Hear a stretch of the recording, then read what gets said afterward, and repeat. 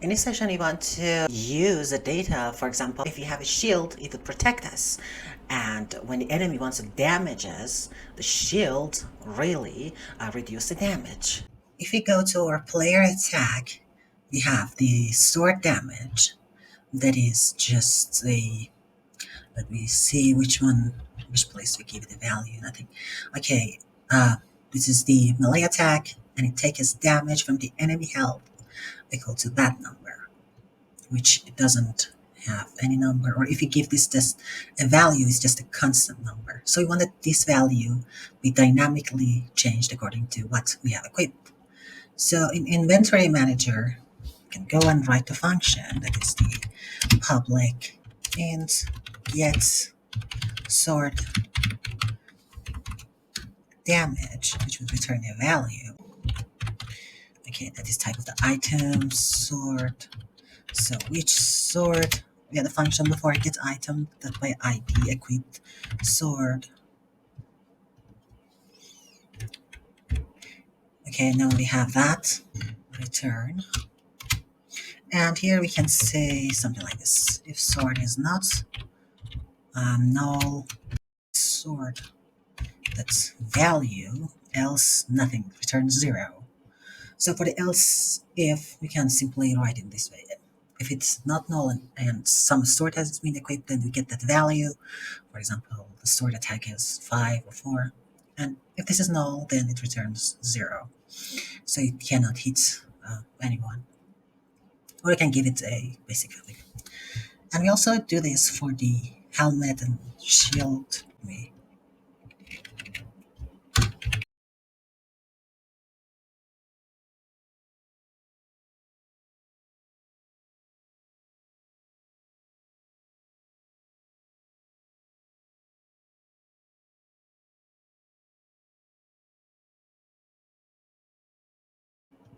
Now we have this, and we need to call them in appropriate places according to where we want to use that.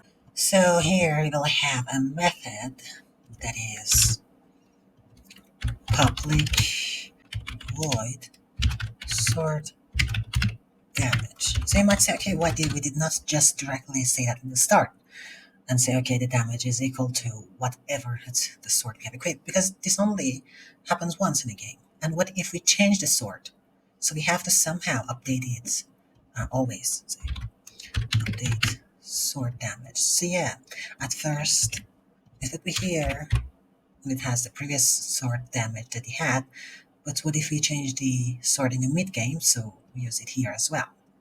So what is that? It is that, okay, this sword damage equals to inventory manager, that's instance as it is a singleton, that's get sword damage. Get sword damage. Now we go to the use item, and here, for example, we have a sword equipped, and then we want to call that function from the player attack. So now we have game object player is equal to game object that find game object with tag player. And here you can say, okay, if the player is not null, then here the what they call the attack player attack components of the player. So the player attack is equal to player that can get component player attack. And now here we can call attack that updates sword damage. To make sure that it works, we use a debug. That's log, which is the sword damage. Okay. Now let's go and test the game and equipping different swords.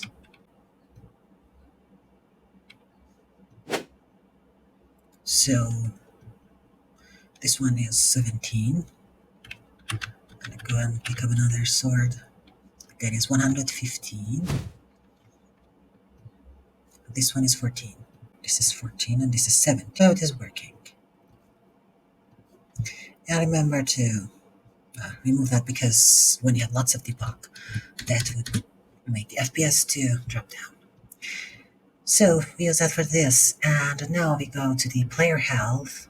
When it wants to take damage, uh, we have to kind of when we have the shield or the helmet, it would decrease the damage. Okay, now we want that the value of the helmets. Also, for example, if he has the helmets of value 5 and the enemy attacks and deal damage by 10, then 10 minus 5 would be the final damage because 5 of that is protected by the helmet. Or if it has a shield, for example, the shield has 2 defenses, so with 5 of the helmet it would be 7.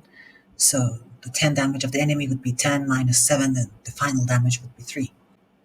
You go and define 2 variables, public and shield value, and public and helmet value, and we make a public void. So they are all the we call it update defense value.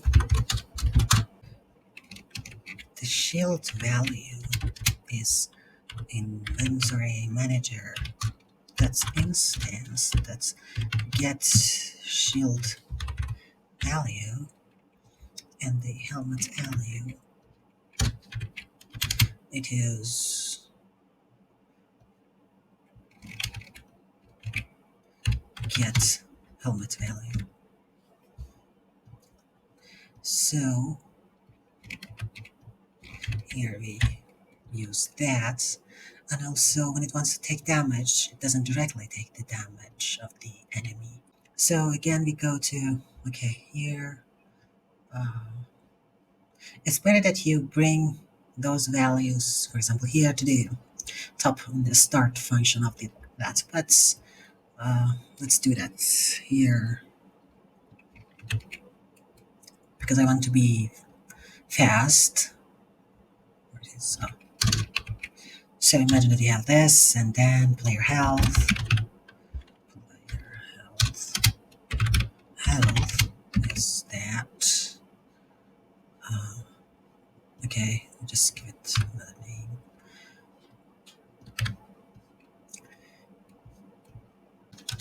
And from health, we go and use update defense value. So you also go and do that here. Okay, imagine that we have this. Which is better, as I told you, to do that in the start once, so you don't have to each time, do this. But okay, just for this tutorial, I just used that. And now we go to the player health. Here we say int total defense would be the shield value, shield plus helmet value, and int final damage would be math max the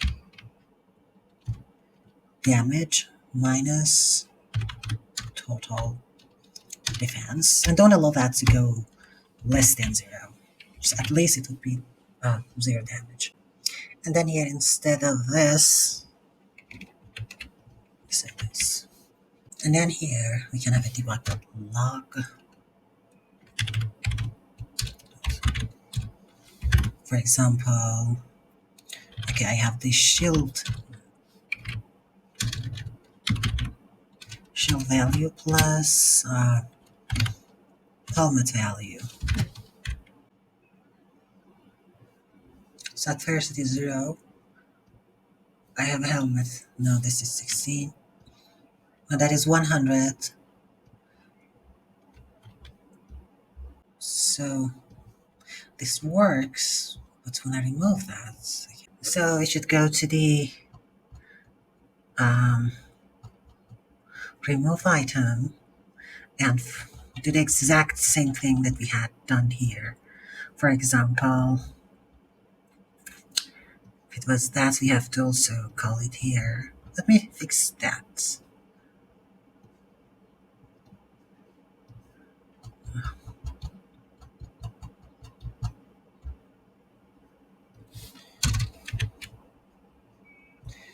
So it is that, and also the player health.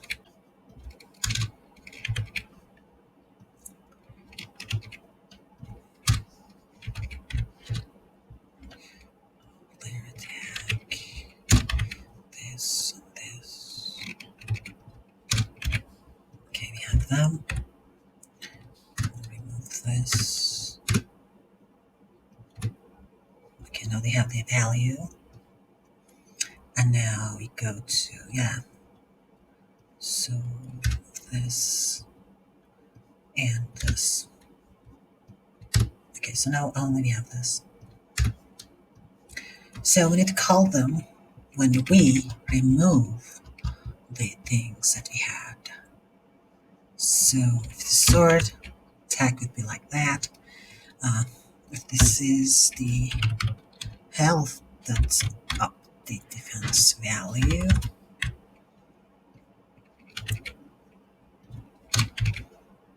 And okay, now let's test that. So at first this is 0.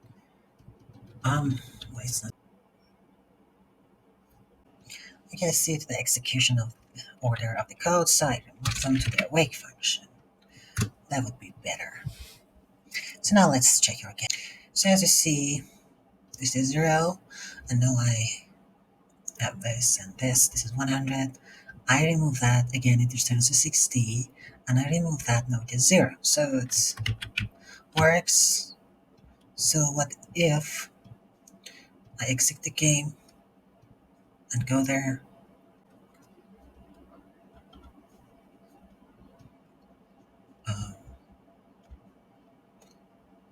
It was, yeah, just, so yeah, it was 40, so it is correctly, because it was 20 and then 40 is 60, so it works.